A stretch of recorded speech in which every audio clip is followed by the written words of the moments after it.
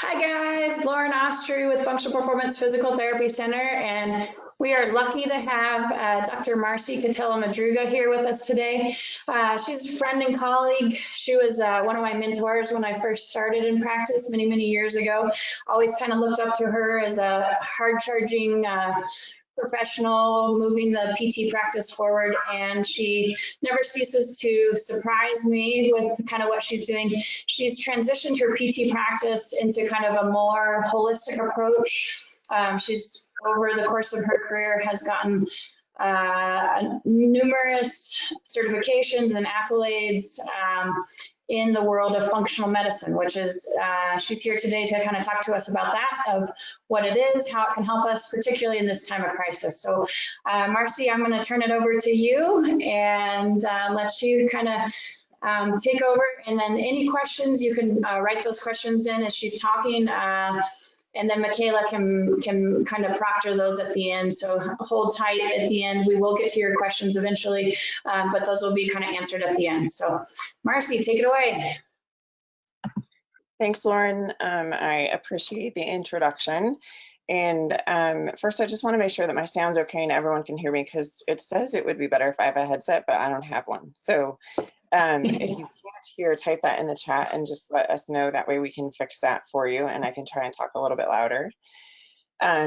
So this idea of functional medicine, what is it and why is it important to reteach your body how to heal itself? One of the things I think that we forget is that our body is very intuitive, and if we're giving it what it needs, it can do a ton of repair work on its own, and it doesn't need a lot of medical intervention to get there. So according to the Institute of functional medicine is a systems biology approach to evaluating, identifying, and addressing the root cause of disease, and each differential diagnosis may be one of many contributing to a person's illness. So what that means is that each individual person has a set of symptoms, and that oftentimes traditional Western and allopathic medicine is really directed at treating the symptoms and managing your symptoms, but not necessarily treating what's going on underneath those symptoms to get you fully back to health. So the way that functional medicine comes in and looks at it is that we go back, hopefully, in the case of someone who knows their full medical history, back to even what your parents were going through, and sometimes even grandparents. So if you know you have a family line of, like, for instance, people who know that they have a family line of breast cancer, but they don't carry the BRCA gene. Well, where did that start? And what went wrong at that time? And how can we go back and readdress that? Because that gets passed down in your DNA from generation to generation. And by the fourth generation that occurs is actually the time when you see the most highly prevalent case of whatever that is that's going on. So another way to look at that is that the symptom management and not the management of the condition that's actually happening underneath is what's going on with the opioid crisis. It's still a problem in this country. And what we're looking at is that doctors keep throwing these pain medications and these muscle relaxers and sometimes anticonvulsants and anti-seizure medications at pain, but they're not ever addressing what's going on underlying. And there is now, and the research proves that there is an emotional component to pain, and if we don't address that part, we're never going to fix the actual problem.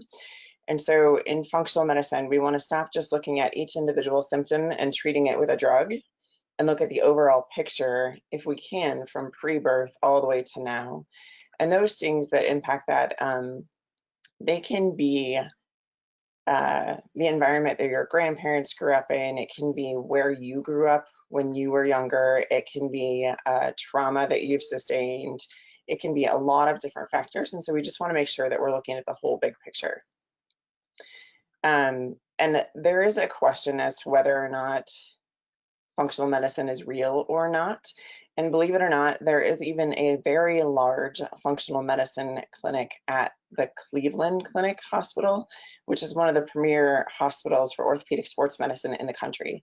So it is a real thing that is helping thousands of people around the world. And it is something that you could definitely have help you too if you're struggling with some kind of autoimmune condition, pain, some other type of thing that pops up that you've tried everything and it doesn't work for you. We have other ways of looking at that. So my name is pretty long all on its own, but then you see all those letters after it, and they all have a meaning for certification, because when I was going to PT school, the school that I went to was Regis University, and they had that belief that you should be a lifelong learner. And I totally agree with that philosophy, because I think that when you're not growing, you're dying.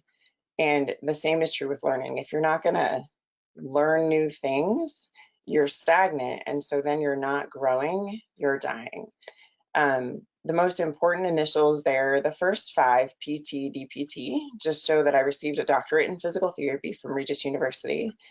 And then the next 4, that CFMP, that's what makes me uniquely qualified to talk to you about this today.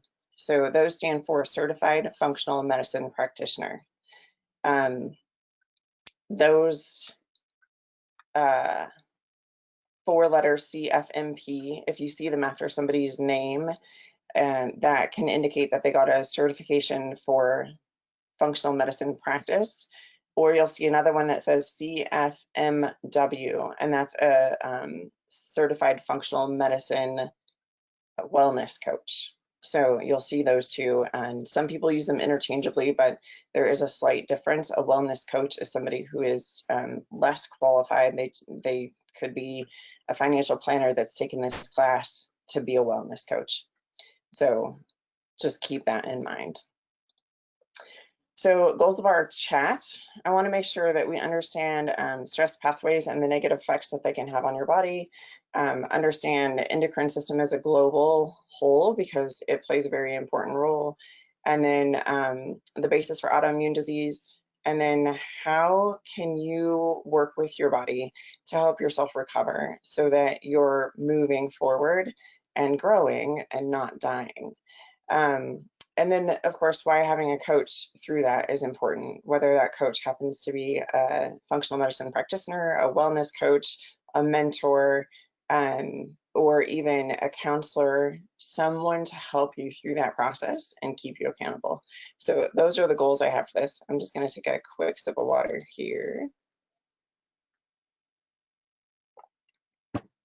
So stress pathways in the body is where we're going to start. So all of your hormones in the body are regulated by what's called the autonomic nervous system. It's basically your body's autopilot. It tries to keep you in balance, and it wants to make sure that when you're out of balance, it tries to get back there as fast as possible, but it has some requirements to get there. So one of the things that you want to keep in mind is that you have to have really great communication between the liver and the hypothalamus. The liver sends a signal to the hypothalamus that tells the hypothalamus to release certain things throughout the body because it's kind of guiding the hypothalamus and telling it what we need. So if your liver, which processes every chemical you take into your body, is overwhelmed by chemicals, it's not going to be able to send the right signal to the hypothalamus, which means that you're not going to have the right hormone production to help your body recover from stress. The other thing your liver does that is unique to the liver is it actually produces glutathione. Glutathione is an antioxidant, and it's the #1 antioxidant used in the body to help tissue repair. And if you're low on glutathione, you'll suffer from aches, pains, your body will start breaking down, you won't recover from workouts, even if that workout is like a 45-minute walk that's very casual paced, conversational pace. You'll feel like your legs are heavy for days. You'll feel like your body can't recover from that. And so the liver being clean is a very important thing. Now, I'm not saying you can never take Tylenol or Advil or have a glass of wine or a beer or have a cup of coffee. But what I'm saying is that we have to support the liver in order to have a healthy endocrine system so that our stress can be resolved. So you can also think of your autonomic nervous system and the way it's regulated as the fight or flight system. And this allows the release of corticosteroids in your body, epinephrine and norepinephrine. And what those do is they tell your body either whether you can stay and handle this or whether you need to leave and leave quickly. So some things that are needed, basic needs that you have in order to support this pathway is that you need good, again, communication between liver and hypothalamus. You need vitamin D, zinc, and selenium. You need rest. 6 to 8 hours of uninterrupted sleep is best, but there is some new research showing that if you can get 8 hours of sleep, even if it's in 2-hour chunks, your body will help recover then. And then you need moments of ease that last longer than moments of overwhelm. So when you're considering what you're doing throughout the day, and if you're feeling those sensations of my heart rate's picking up, I feel a little bit jittery, I feel anxious, I feel overwhelmed, if those are thoughts that you're thinking throughout the day, then it's a good time to kind of check in with yourself, take a couple of deep breaths and back off. And if that means skipping a workout, even if it's planned, skip the workout. Do it tomorrow, do it the next day, change your rest day because you should have a rest day in your workout routine every week.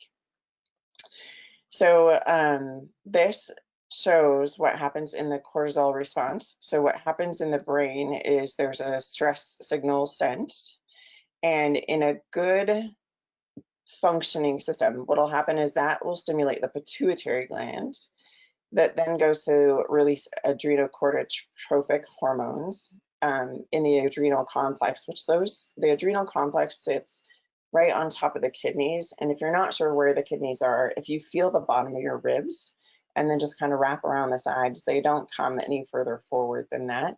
So your adrenals sit right there at the bottom of the rib cage, right above the kidneys. When you wake up in the morning, there is a normal release of this because waking up, especially if you're waking up with an alarm clock, is a stress, but your body should recover from it quickly. The thing that this release from the pituitary gland side does is it helps your body to do tissue repair.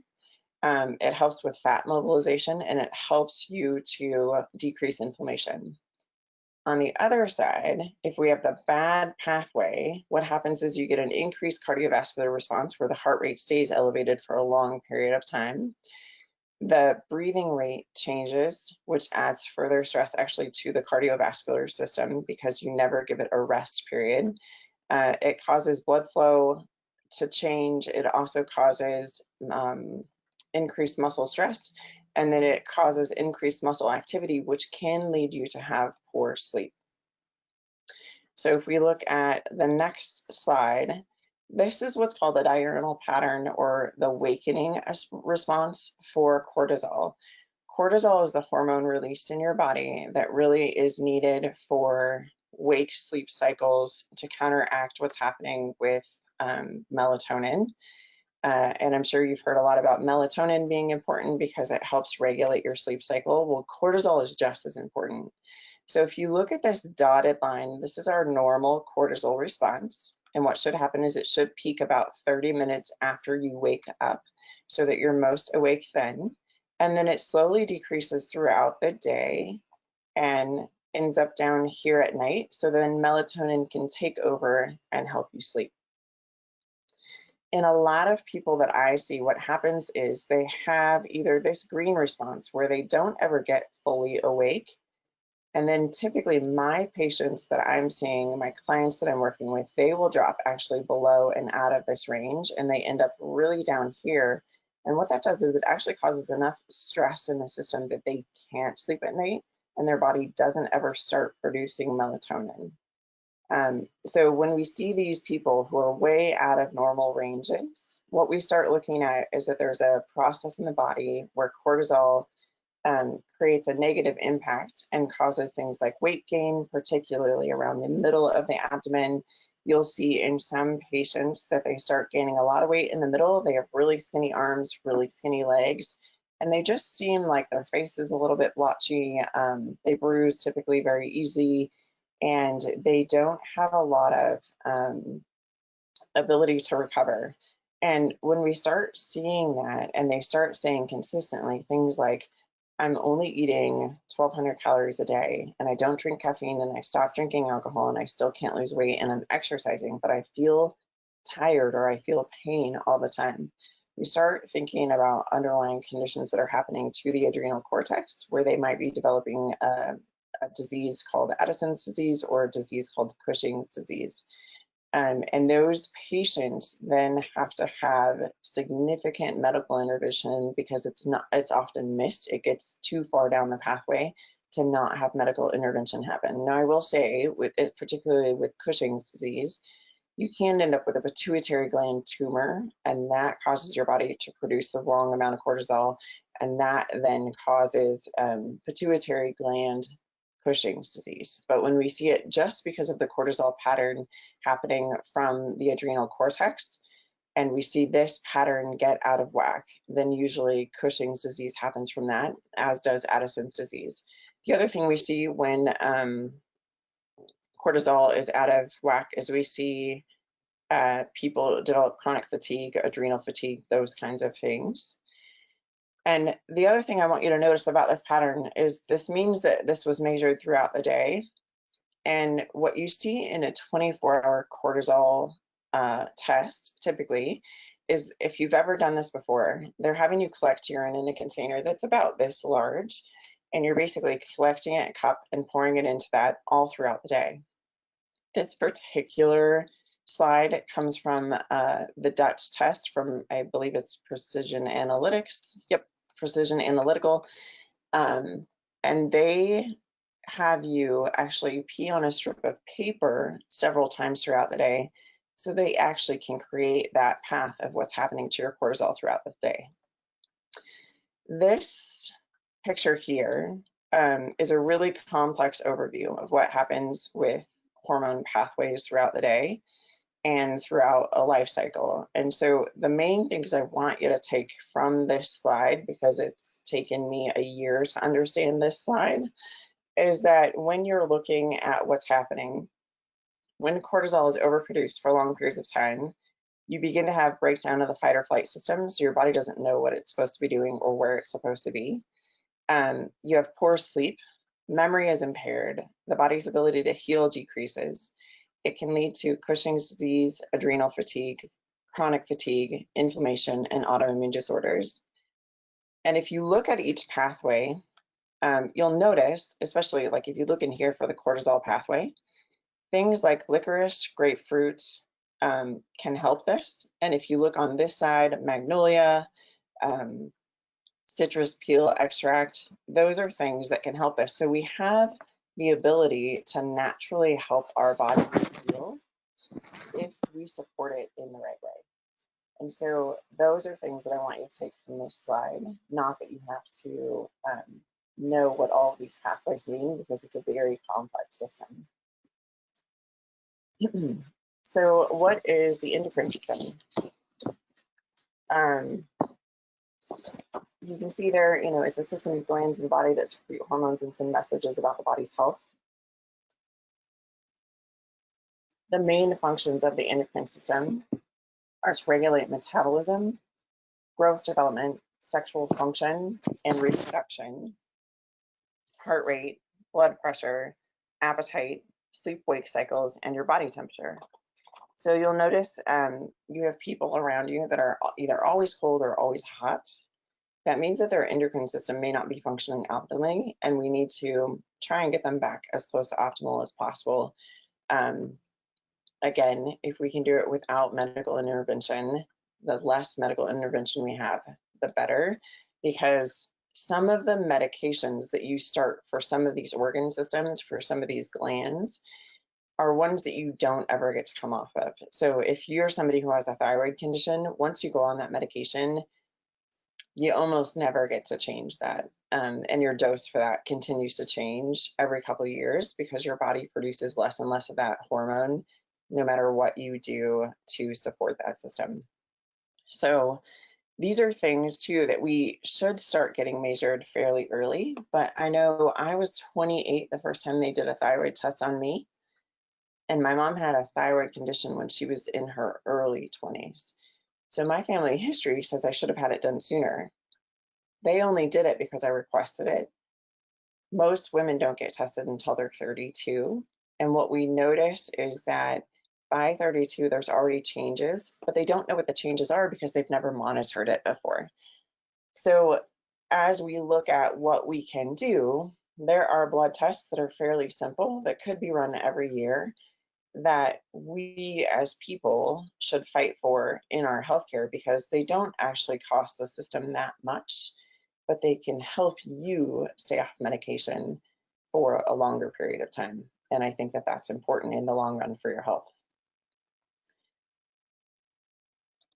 So this is a picture of the female endocrine system. And you can see here pineal gland, pituitary gland, thyroid and parathyroid, thymus glands, adrenal glands, pancreas, gonads or ovaries. And the male picture is pretty same. It's just the testicles instead of the ovaries that are controlled there. And they don't have the hypothalamus in here, but like I said, the hypothalamus is the controller organ, and so it does play a role in this endocrine system as well, because it's what tells all of these glands what to release and when. And things to keep in mind here is that stress does control all of this. So if your body is stressed out, it's going through that glutathione faster, it's going through your vitamin D faster, and you don't have those then to produce appropriate hormones and do tissue repair. Graves, Cushing's, Addison, thyroid dysfunction, testosterone production are all controlled by this. And if there's a problem in the endocrine system, you can have infertility. So when we're looking at women who've had trouble conceiving, couples that have had trouble conceiving even, we are looking at both the male and the female side, because if there isn't enough testosterone to produce enough sperm, we could have a low sperm count.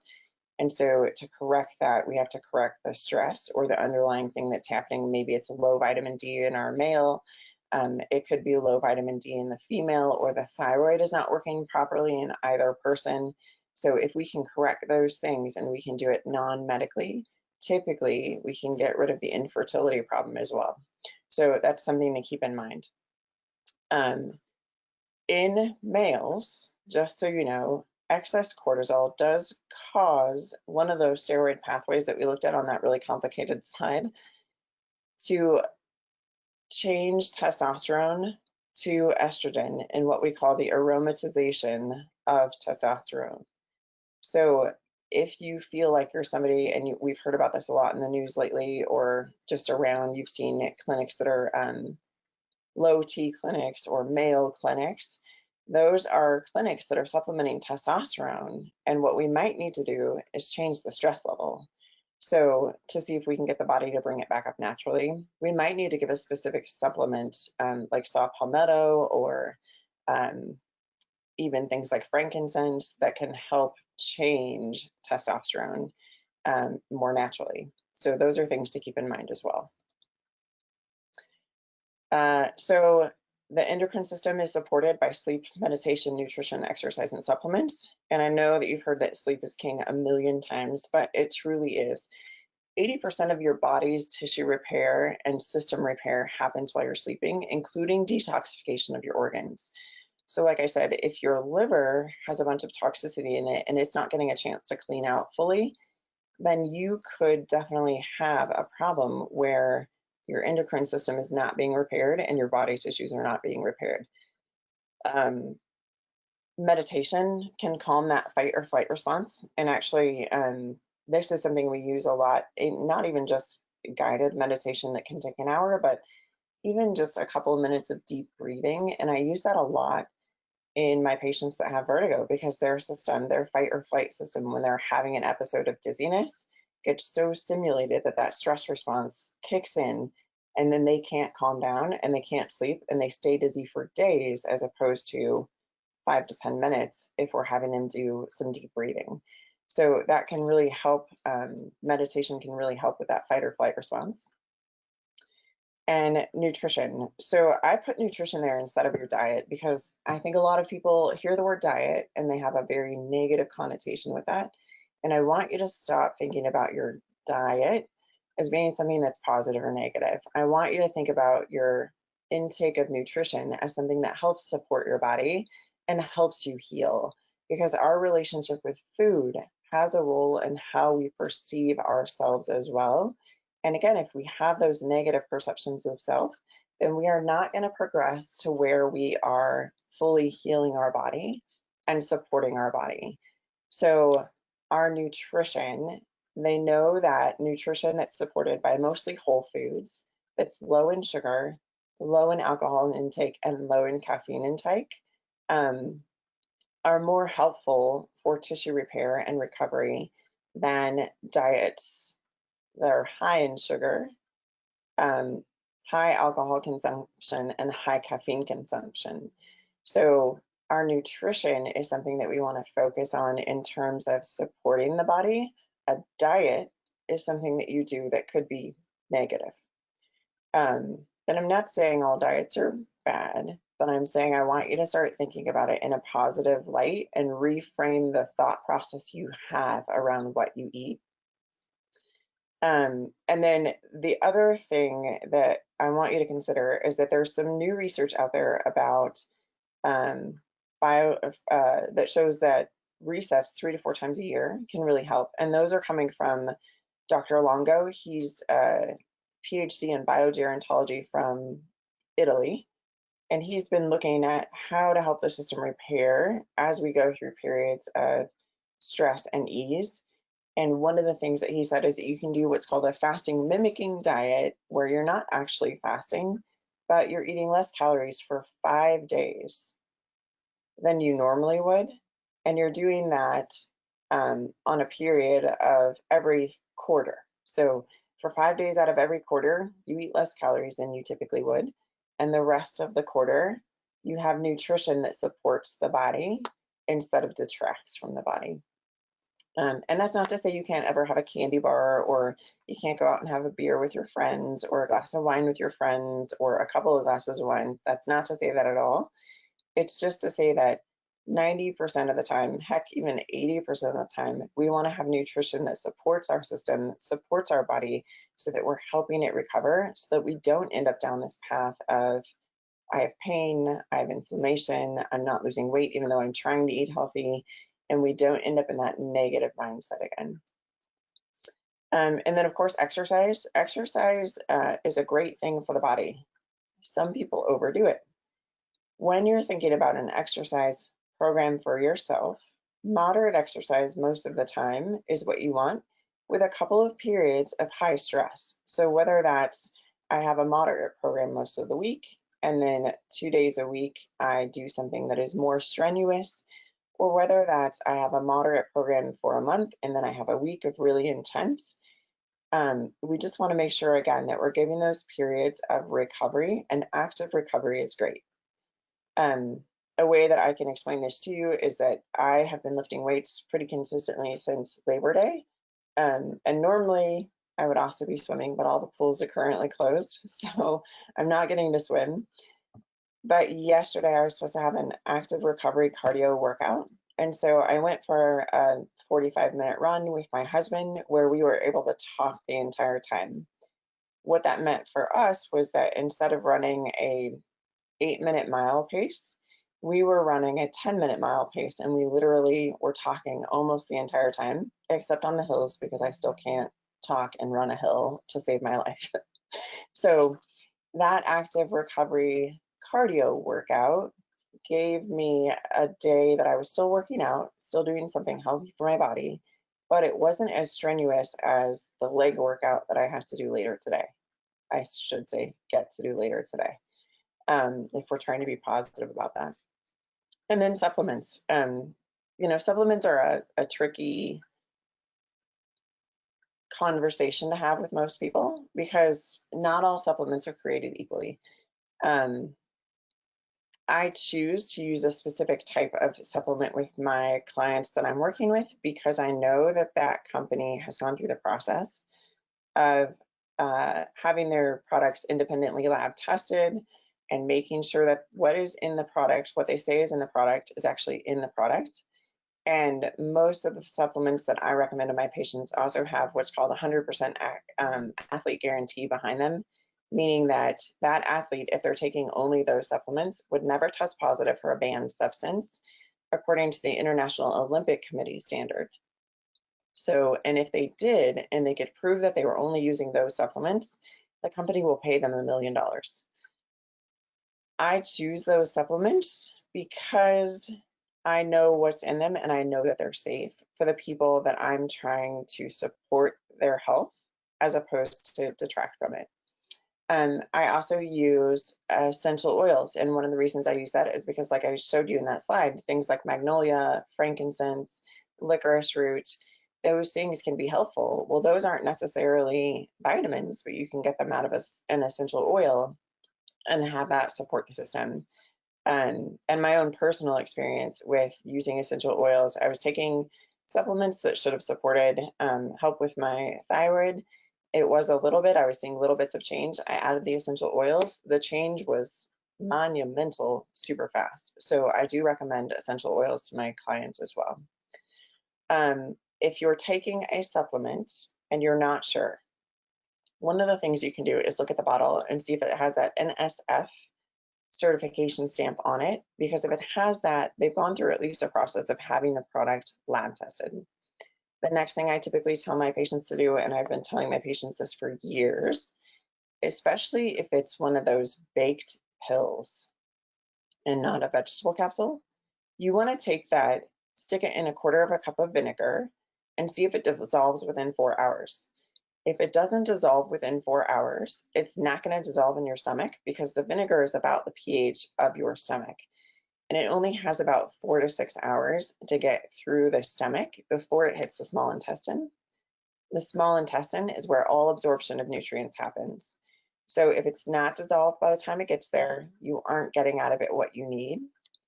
And if you're really not sure, one of the things I tell people to do as well is check and see who the parent company is in it. So I've also been recommending to my clients who don't want to pay for an expensive supplement, that just want a multivitamin that'll help them.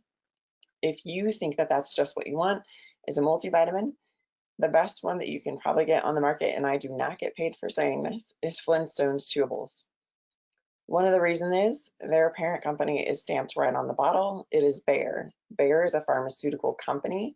They have pharmaceutical standards in place, and they're selling a product that they want to be safe for your children. So if it's safe for a child, it's safe for you. And because it's a chewable, you know it dissolves before it hits the small intestine. So you have that benefit. So if all you're looking for is a multivitamin and you want to improve that, Flintstones chewables are probably the best one that you can get on the market that's inexpensive. And I know people are going to ask the question about Centrum vitamins and that kind of stuff.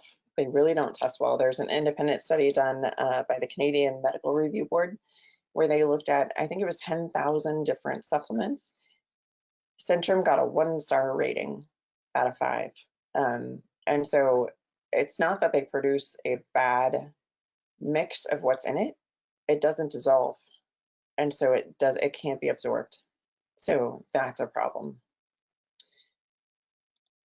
So now we're going to move into autoimmune disease. So autoimmune disease, Hippocrates said that all disease starts in the gut.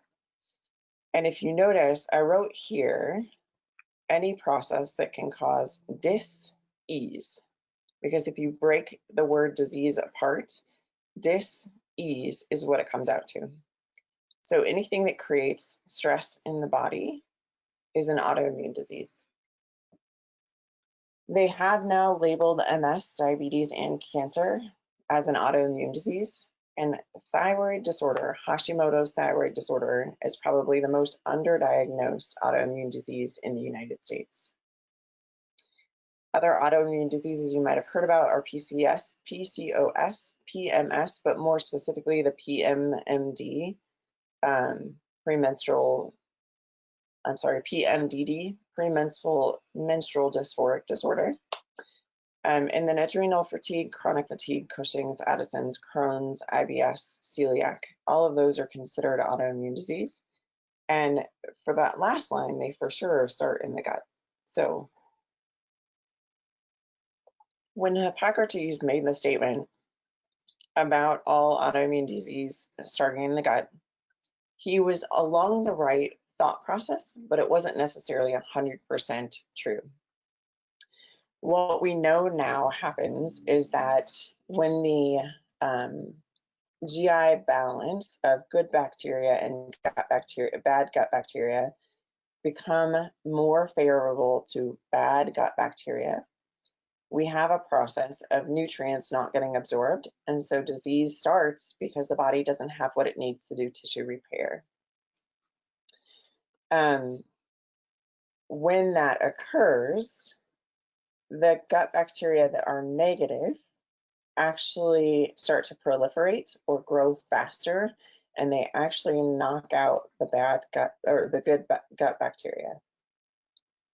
So there are some studies to support that people who have a good balance in their gut bacteria and hold more of the good gut bacteria that actually help break down your food and improve nutrient absorption are thinner around the world than people who have that proliferation of bad gut bacteria.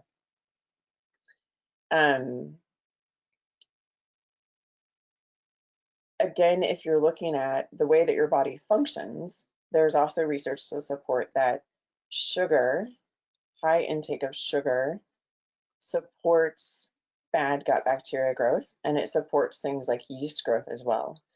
And I know a lot of people hear a lot about candida. Well, your body needs a certain level of candida, but the overgrowth is when you then have a problem and you end up with things like bacterial vaginosis or thrush or those kinds of things happening where your system can't fight off that yeast anymore. And you have to go on, typically, they stick you on an antifungal or an antibiotic. The antibiotic kills all of the bacteria, not just the bad bacteria. Antifungals can do the same thing, and so they create a lot of imbalance in the GI system, and so you still have poor nutrient absorption, which means that you still don't feel better until months later. So what we typically have people do is actually take a good yeast that fights off candida instead of taking the antibiotic or the antifungal, because we know that if they take those things, we're basically starting from ground zero and they have almost no immune system anymore. So the next slide I'm going to show you, this is just an introduction about a specific case that we're going to talk about a little bit more in depth. And this is really about a whole system of things that happened to this particular woman. She was a 26-year-old female after a surgery to, it says repair her left patellar tendon. What they actually did was move it because she had chronic dislocations of her kneecap. At the time of the surgery, she weighed 205, and 12 weeks later, she was at 140 pounds. A lot of people, her primary care physician, kind of pushed this under the rug as, I've been encouraging you to lose weight for years, and so I think that this is not a bad thing, and we just need to go with it. What happened along this process, though, is that she developed facial pain, weakness, paralysis. She had an anaphylactic reaction in the rye room at Stranahan's. And then she developed an allergy to her own sweat, where every time she tried to exercise, she broke out in hives. And then she had non-forced, so she's not bulimic, but she had non-forced vomiting every time she ate, which I consider to be a significant problem because obviously that creates a nutrition deficiency. So how do I heal and have less stress? A sleep schedule is the number one way. And what do I mean by a sleep schedule? So a sleep schedule can be a variety of different things, but typically what we want is for you to go to bed around the same time and get up at the same time every day, regardless of, so say like you go out with friends, you're up until 2 a.m., your normal wake up time is 6 a.m. The next morning, I want you to get up at 6. The reason I want you to get up at 6 is because we're trying to set your clock. That doesn't mean you can't take a nap at some point during the day, but we want it to be at least a 30-minute nap, no longer than 2 hours. And again, that's important because we need you to go through a REM cycle if you're going to sleep for a long period of time, but we also want you to go to bed at your normal time that night.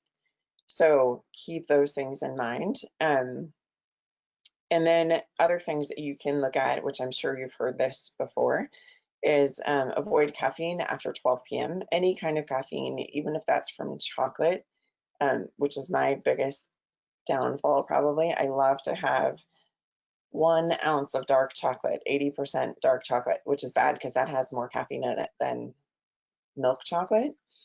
And I like to have it after dinner, but I'm trying to adjust that so that I have it after lunch and sometimes even closer to 10 a.m. because some days I don't eat lunch until 3 o'clock. So no caffeine after noon. You want to avoid electronics before bed for at least half an hour, but ideally for 60 minutes. And the reason is the light stimulates your brain to think that it's daytime, and so melatonin doesn't get produced and cortisol can increase again. So that includes things like your Kindle. Your Kindle is an electronic device, your phone, obviously television, computer, and even if you can dim the lights in your house, that is a great way to help get you on a better sleep schedule. Also, not eating a couple hours before bed can help because, again, it takes 4 to 6 hours for things to get through the stomach. And if your stomach is full, your body has a lot of trouble shutting down. Now, I don't always make the 4-hour mark before I go to bed. I don't expect you to do that, but 2 to 3 hours before you go to bed is a great marker for being able to shut down that eating process. Nutrition. We talked about this a little bit earlier, but this is a great way to have less oxidative stress in the body. So the standard American diet, the acronym for that spells out SAD. That's kind of sad, huh? Our diets are so loaded with sugar and caffeine and processed foods, and the amount of whole food that we eat in this country is less than other countries by half in some cases. And we sit more than other countries as well. So the goal would be that you should have 5 to 9 servings, or a half a cup of, is a serving, by the way, of vegetables a day. Or if you take the size of your fist, you should have 2.5 to 4 of your fist size vegetables a day. And then 3 to 5 servings of fruit each day. And again, a serving of fruit is half a cup. So if you're going to Costco and you're getting the apple that's this big, that apple is like 2.5 servings of fruit. So if you're considering that, you might think about breaking it up, like break that into 2 or 3 pieces. That way you can eat that sugar throughout the day as opposed to all at one meal, so that we get an appropriate insulin response as well. And then you want to make sure that you have protein at each meal, somewhere between 30 and 40 grams of protein. And that should come from lean sources. So you don't want it all to come from red meat, but you do want some variety: fish, chicken, other sources like legumes. You can use that as well. If you're on a vegan diet, I'm sorry, I don't know all of those, but there are some great resources for you online that you can find, and even some vegan nutritionists here in town that we could direct you to. So we can help you get that protein level to where you're getting enough to help support tissue repair. And then when I say nutrition, again, we're talking about 80% of the time you want to be doing what you can to support the body. So that means you can have a cheat meal. It means that you can have a cheat day, but you have to know yourself and know your limits. And if you're someone who needs to have a routine and eat almost the same every day to be able to eat that way, don't have a whole cheat day. Do a cheat meal or your cheat snack each day, and make sure that you portion it out. So if you're someone who's like, oh, I just love Oreos and every once in a while I crave them and I go buy the big double stuffed bag of them and eat the whole thing in one sitting, maybe what you can do instead is try not to have that stuff in the house, first of all. And then when you do crave it, if you're going to buy the big bag because it's more cost affordable, okay, fine. But put them in little baggies so that you have 2 cookies in each bag and stick them in the freezer. And that way you have to make an effort to actually eat them. It's not like it's just sitting there in your cupboard where it has easy access. That is something that can help you. And then if you feel like I'm hungry, one of the biggest things we know is that most of us are dehydrated. A lot of people that I talk to on a daily basis average about 32 ounces of water, and most people need about 80 ounces of water a day.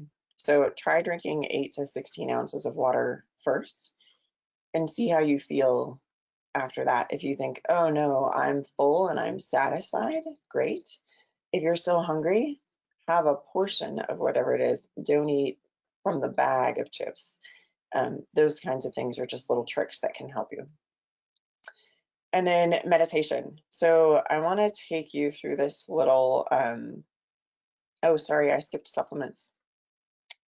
So if you feel like you have a hormone imbalance, one of the biggest things that I want you to keep in mind is that there are supplements that can help hormone imbalance, whether it's for the thyroid, for cortisol, for testosterone, for estrogen. And probably one of the #1 supplements that I recommend to most of my clients is a supplement called DIM. Basically, what they've done in this supplement is they've concentrated all the good things you get out of broccoli to help detoxify the liver and support glutathione production. Most of the clients that I have taking it, a big indication for taking it is if they've had like adult acne breakouts, the DIM supplement actually helps those breakouts decrease. And so we know that we're getting a better hormone balance, and it usually does that by about week 2. So that's one of the #1 things that I recommend. Most of my clients also require a vitamin D supplement because they don't produce enough of it, even if they spend time in the sun. Heck, I don't produce enough of it, and I'm of Mediterranean descent, so I have to take a vitamin D supplement. But that is something you can and should get tested. And then the other supplements that I typically recommend are prebiotics and probiotics. And again, that's just to help support good gut bacteria. And then the supplements that I think for sure everyone should be using if they hate vegetables is a green drink and or an antioxidant drink. So the 3 that I typically recommend are a prebiotic or probiotic, a DIM supplement, and then the green drink for people who don't get vegetables. And if they test low for it, vitamin D is the 4th one that typically gets thrown in there. So meditation. A lot of people think this takes a lot of time, but I just want to go through this one really quick. So if you're so inclined, if you don't want to close your eyes, you don't have to, but if you would like to just for a moment, close your eyes. And I want you to think about something that brings you joy, like something that every time you think about it, just makes you smile. And as you think about that, I want you to take a deep breath in through your nose for at least 3 seconds. Hold here at the top for 1 second, and then breathe out for 8.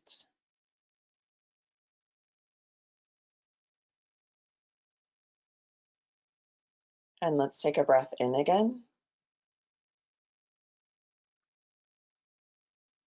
Hold here at the top and breathe out.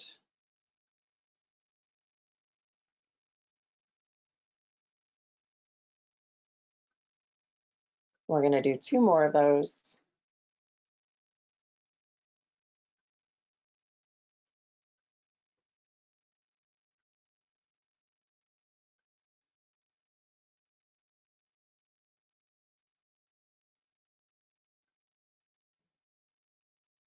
And last one.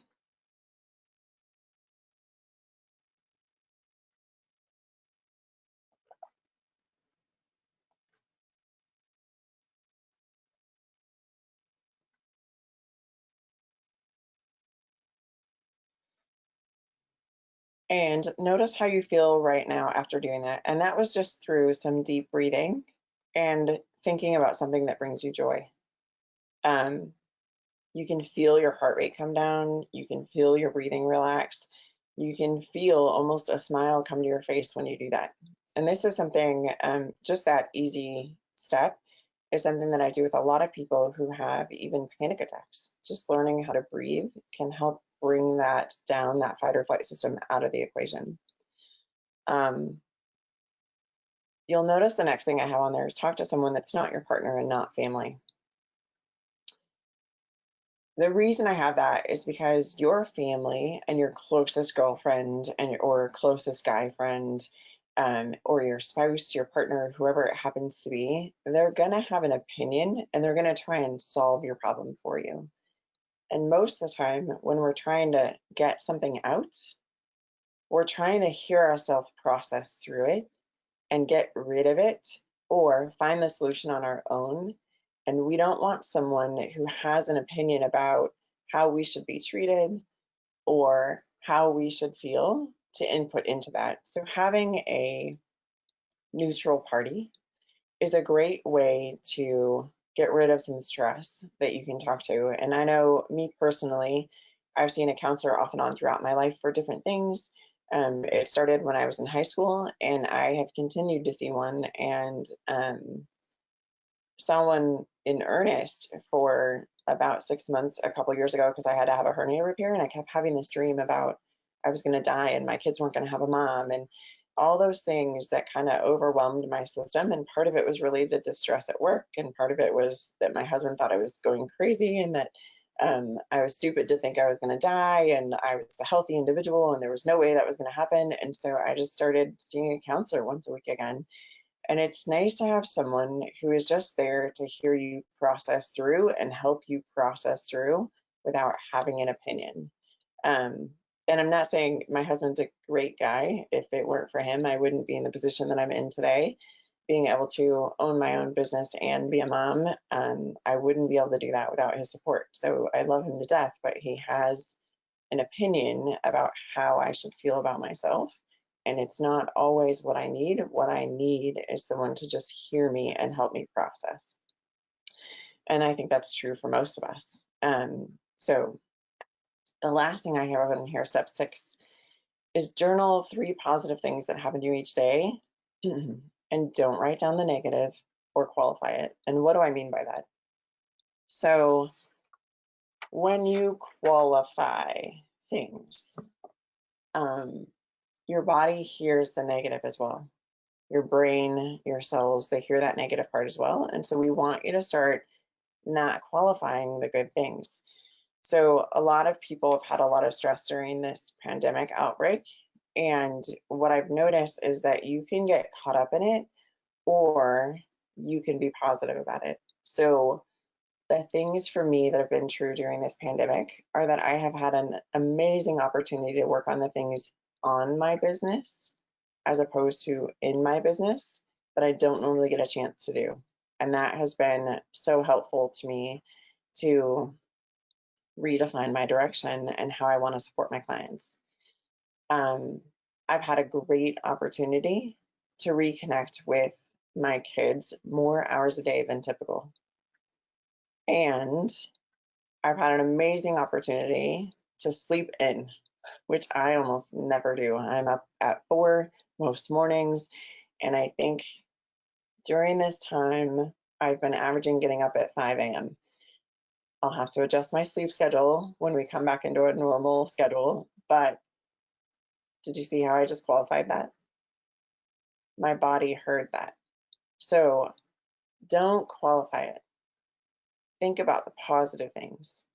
Write them down and reread themselves to yourself. Those things, to yourself. When you're starting to feel that stress come on, what are the 3 positive things that happened each day? Don't write down the negative and don't qualify it. And read those back to yourselves the next morning and start your day out in a positive.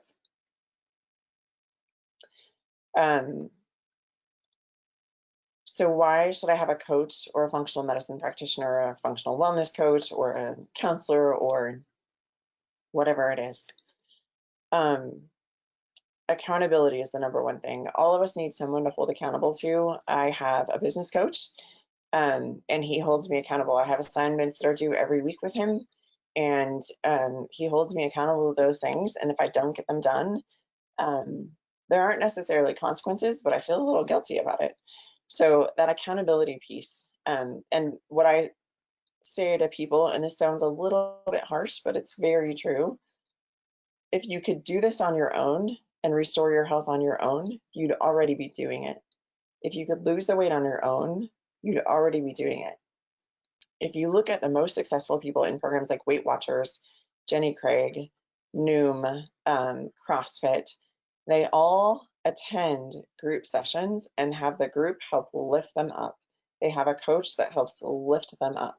And we all need that. We all need someone to help hold us accountable. We all need that workout partner that we have to meet at the gym or at the trailhead. We need that person to help keep us accountable. And then you need someone to guide, where do I go next? And so I'm going to talk again about Lauren, that 26-year-old female. So what happened to her, basically her story is that she came into my clinic as a PT patient, and she ended up becoming a functional medicine patient because of what happened. So she was 4 weeks after having that surgery when she came into my clinic for the first time, and we just gave her some gentle range of motion exercises. 2 weeks later, I saw her again, and we started consistent PT for range of motion and strength of that leg. And when she came in, her leg was kind of bluish in color, the one that she had surgery on, and it was cool to the touch. And I have one of those old-fashioned, I don't know if you guys have ever seen these, but they put the temperature thing on your forehead and it tells you the temperature. Well, I have one of those in my clinic, and so we tested the temperature of the skin versus the opposite leg, and it was 2 to 3 degrees cooler on average. So we start going through what's been happening in her history, and she's had 4 or 5 visits to the ER.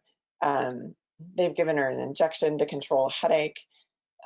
They've given her a prescription for pain meds that she's never filled because she had pain medication from the surgery, and she stopped taking that at the end of the first week because it didn't help, and she felt like it actually made things worse for her. She was taking Tylenol to control her pain from the knee surgery, but nothing else. And she started talking about her, what is your normal constitution? Well, your constitution is what happens, things that happen every day. So she was waking up between 1 and 3 a.m. with the worst headache she had ever had in her life. And nothing helped it. She would put ice on her neck, she would put ice on her head, she would put heat. Nothing changed it. Pain medication didn't change it. These injections at the ER didn't change it. In the process of that 6 weeks, the ER had labeled her as drug seeking and flagged her.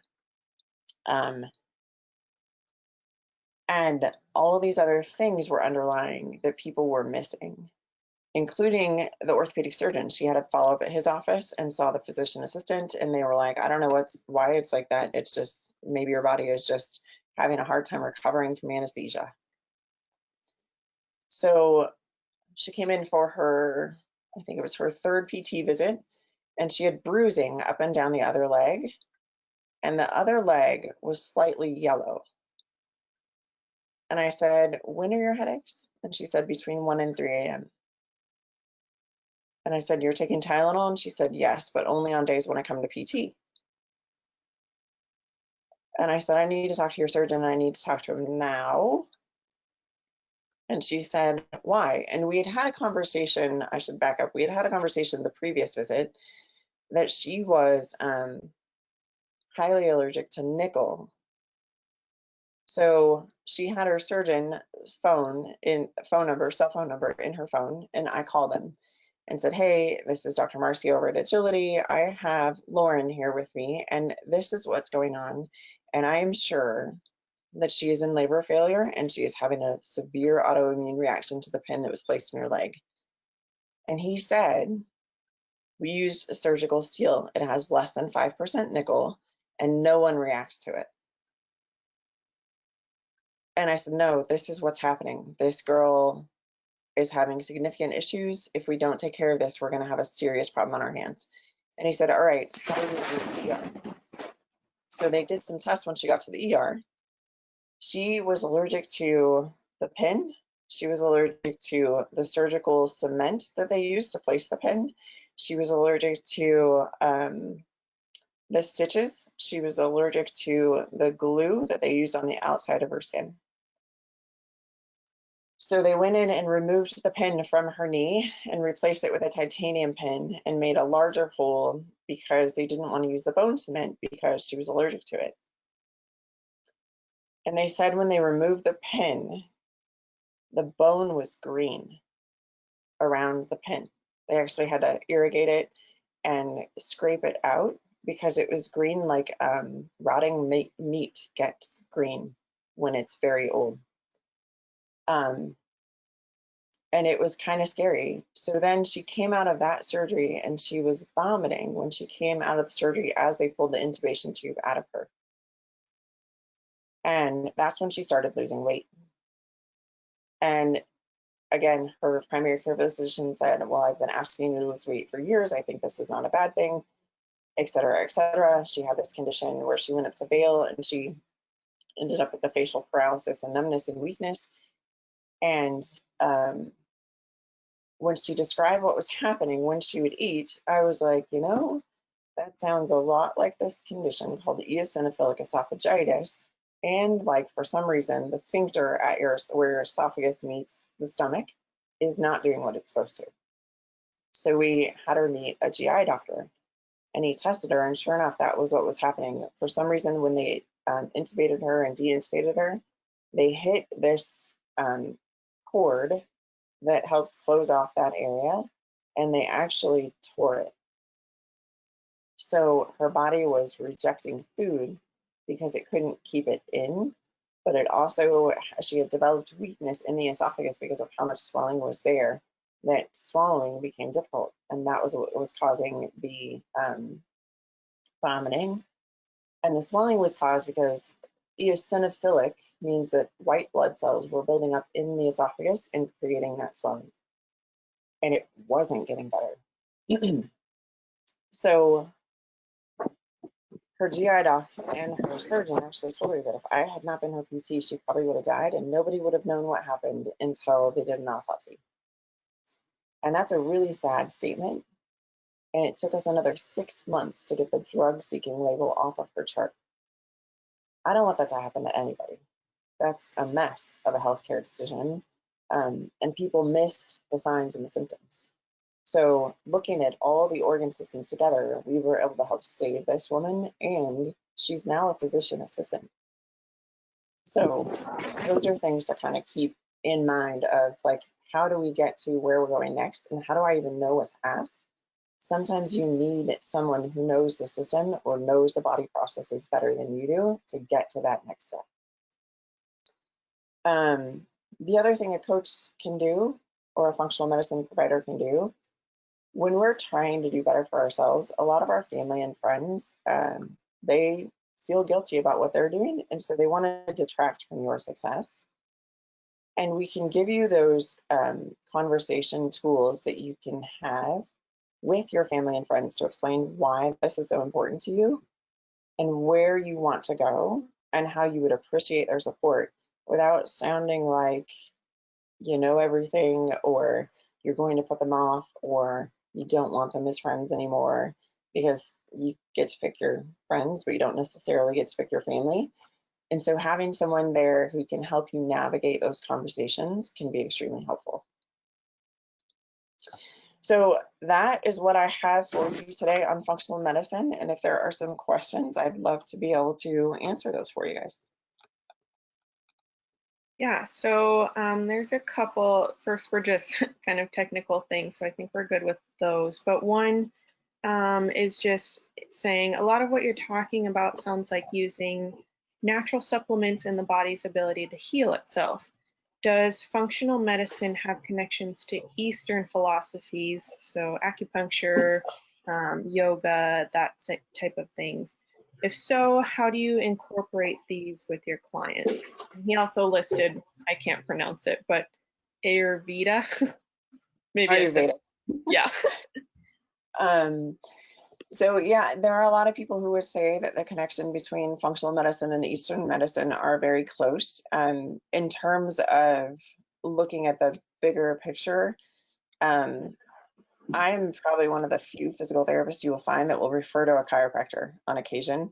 And I would say that probably about 20% of my clients are seeing an acupuncturist. And the reason is, I think in general, supporting the body is about having a team who helps you support it when you don't know how to do it yourself.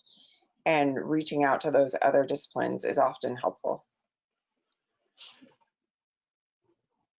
Yeah, good. Thank you. And then just another one here. You said iPads are bad before bed. I've become accustomed to watching TV to fall asleep with a sleep timer. Would it be better to read even though I will end up sleeping with the light on all night? Yeah, so if you could read a traditional book as opposed to something on the iPad, there has been some studies that show that if you're watching television as you fall asleep, the brain activity remains higher throughout sleep, so you're less likely to go into a full cycle of REM sleep and have that good deep recovery sleep. So even if it's sleeping with a light on, if you can change that light bulb so it's something like a 25 or 40 watt bulb, something that you can still see the words on the page, but you're not getting too much light stimulus, would be better. Cool. So those were the two specifically for you. I think that's all, unless anyone had any last minute questions. And Lauren, you can chime in too if you want to add anything. Yeah, I had a couple questions for you, Marcy. I'll turn my camera back on here so we can actually talk. And if anyone still continues to have any questions, just let us know. You can still kind of either reach out to Marcy directly. So first and foremost would be if people want to get a hold of you, because functional medicine is not covered by insurance, it's cash pay. I know we have some people attending out of state on the lecture here today. So tell everybody kind of how they can get a hold of you if they're interested, and then maybe to kind of extrapolate on, so one kind of curiosity for me, we have a history of thyroid problems in my family, and so my grandmother, my mother, I've never been tested. My sister's, to my knowledge, has never been tested. And so like if someone's thinking about starting a functional medicine sort of regime with you, like what does that look like? Do you test cortisol levels? Do you, like kind of how does that step through? You kind of go through a family history, like take me through the process of like a plan of care and what that might look like, and then kind of how people can reach out to you to establish a plan of care. Yeah, okay, so the first thing I typically do with all of my clients is we do a lot of paperwork. There are, gosh, to fill out all of the paperwork, looking at all the family history and that kind of thing, it probably actually takes about 3 hours. And so I send people a link to this system that does that for me. It's called the Living Matrix. And so they get an email that says, your provider has created a portal for you on this thing, and they want you to fill out these forms. Once you've filled out those forms, I then send you another set of forms that go more in detail on some of those items. And then I review that stuff at every stage. So I make sure that I have, before the person's appointment, I have to have at least 5 days so that they can fill out that paperwork and I can review it, get them sent the second set of paperwork, and I can review that before their appointment because I want to kind of have an idea of what's going on with them before they come in. And so then when they come in, if they've had any blood labs done, I ask them to bring those with them. If they haven't had any done, it's not a big deal. But even if they've had something done 2 years ago, I want to see that because we want to start tracking what's happening over a time period, not just snapshots in time. And then typically, if I notice that there's something going on with hormones, particularly, I will have them take what's called the Dutch test because the Dutch test gives us an indication of cortisol, estrogen, testosterone, and vitamin D. And so it covers a lot. And the Dutch test is that one that I actually pulled that slide from. and it's fairly easy to do. It doesn't require a blood draw, and it gives us so much information happening in the hormonal pathway that we can see where things are breaking down and start supporting that immediately. Because we usually get, so they do that test, they have to do it for 3 days. They send in the kit to the lab, and then the lab sends me the report, usually within, from the time they send in the kit to the time I get the results is 8 days. And so then I get back with them, we review that, we go through that and decide what our plan is from there. And a lot of times we'll get a lot out of that history. So the history piece is really important. And I know I have a couple of clients who are adopted and they just don't know their family medical history until like age 4. And so we start from age 4 and go, you know, where did you live? What was the soil like? What was the drinking water like? What was your food intake? Those kinds of things, and look at what could be happening and then what were other stressors. So we start with that and move through that. If they have not, so here is one thing I will say. If they have a primary care provider, I give them a list of stuff that their insurance should cover testing on if they want blood work done right away. Oddly enough, for some reason, even though there's tons of research supporting the use of vitamin D for most populations that live above a certain level of the equator, insurance in this country still doesn't cover a vitamin D test. But there are labs we can send people to that will test vitamin D, and they do it for like $45, as opposed to when I run it through my insurance, it's $278 for me to get it done. When I pay this lab, it's $45. So I have things like that where I can get it cheaper. And we start looking at all of those things. So we can also do, if there's something that seems like it's significant, we do genetic testing, and those are what we call a blood spot and a cheek swab. So they literally prick their finger, we put it on this sheet of paper, and we can get all kinds of things back from that genetic testing, including whether or not a certain drug is appropriate for them, or what diet. Actually, we can totally develop a diet for somebody based on genetics and help them eat to actually support their DNA. And then we kind of guide them through that process. A total, typically my average client from start to finish of like an intense program with me is 18 months. I do some short 6-week things on here are some adjustments that you can make that we know will globally help you, that are less expensive than the 18-month program, obviously, but the 6-week program is really just kind of to scratch the surface of, I'm feeling bad, I want to start feeling better, I don't know how to get there. So we start with that 6-week program and move them through. And if they decide to join either the 3-month program, the 9-month program, or the 18-month program, then we talk about those steps along the way. And if anyone wanted to get a hold of me and talk to me more about it, the best way is my website, www.agilityphysio.com. The contact us page, all of that comes directly to me. They can also email me directly at drmarcy@agilityphysio.com, or my phone number 303-773-0771. And that is, it comes directly to my cell phone, so they can text me.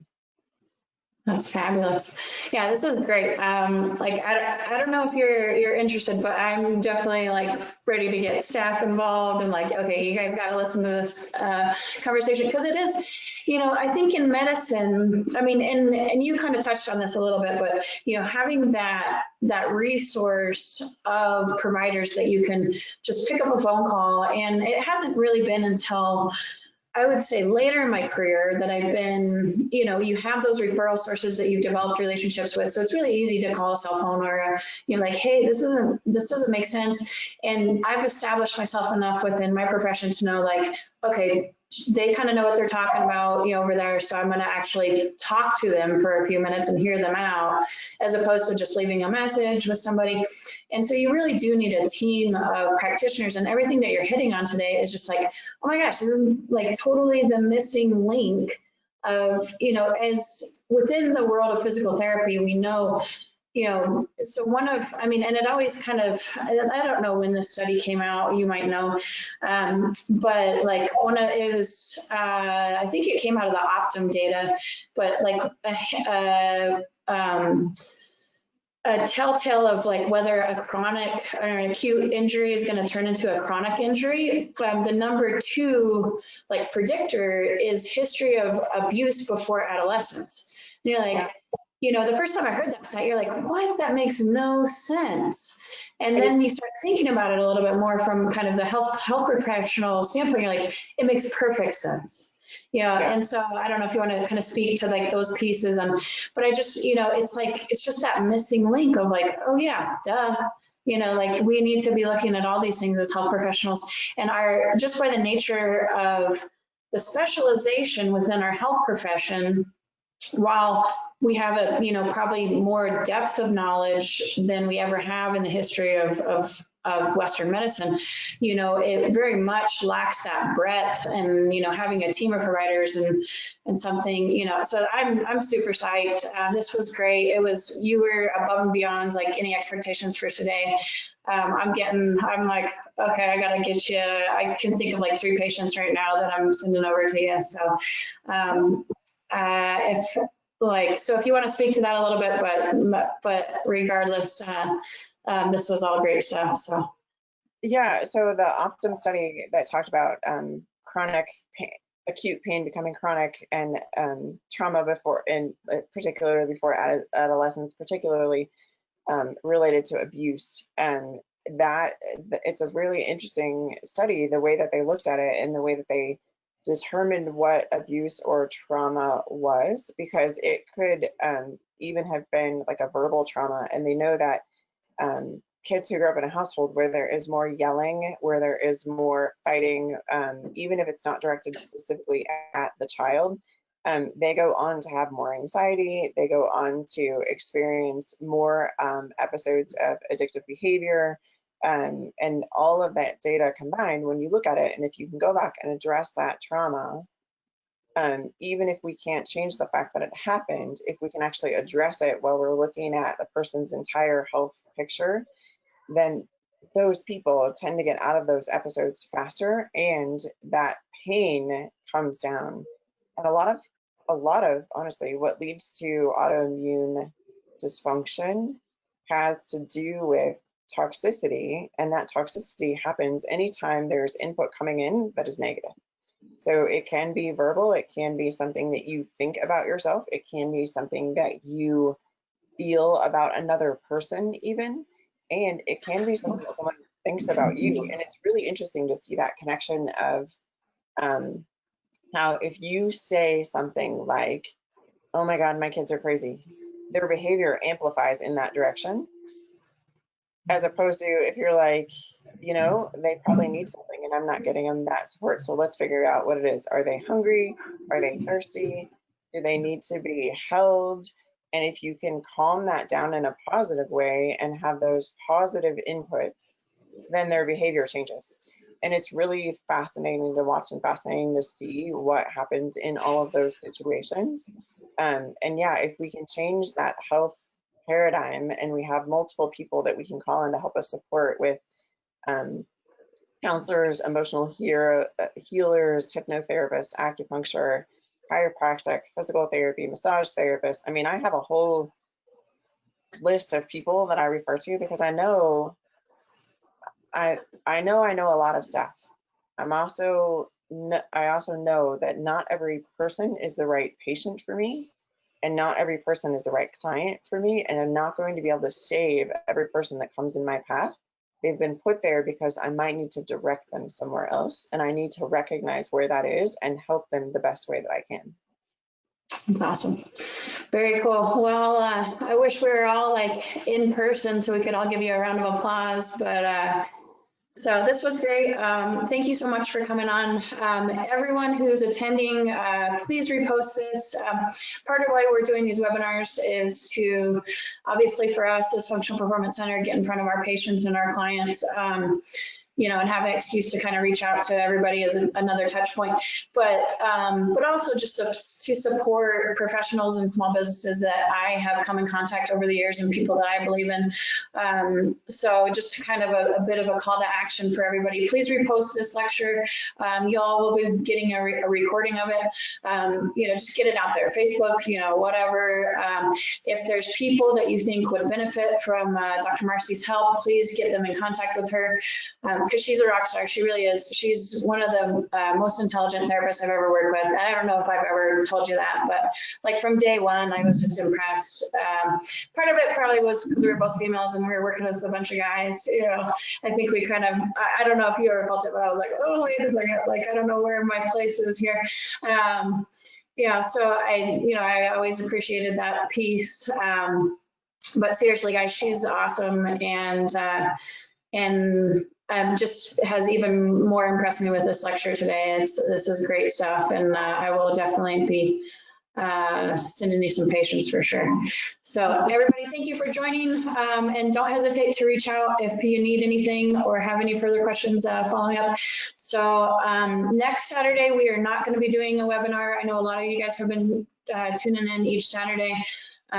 So we are going to have a bit of a hiatus for next Saturday, and then after that we'll have some orthopedist on.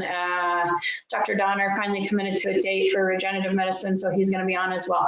So everybody take care, be safe, happy Saturday, and Dr. Marcy, thank you so much for joining us today. Thank you. Bye-bye.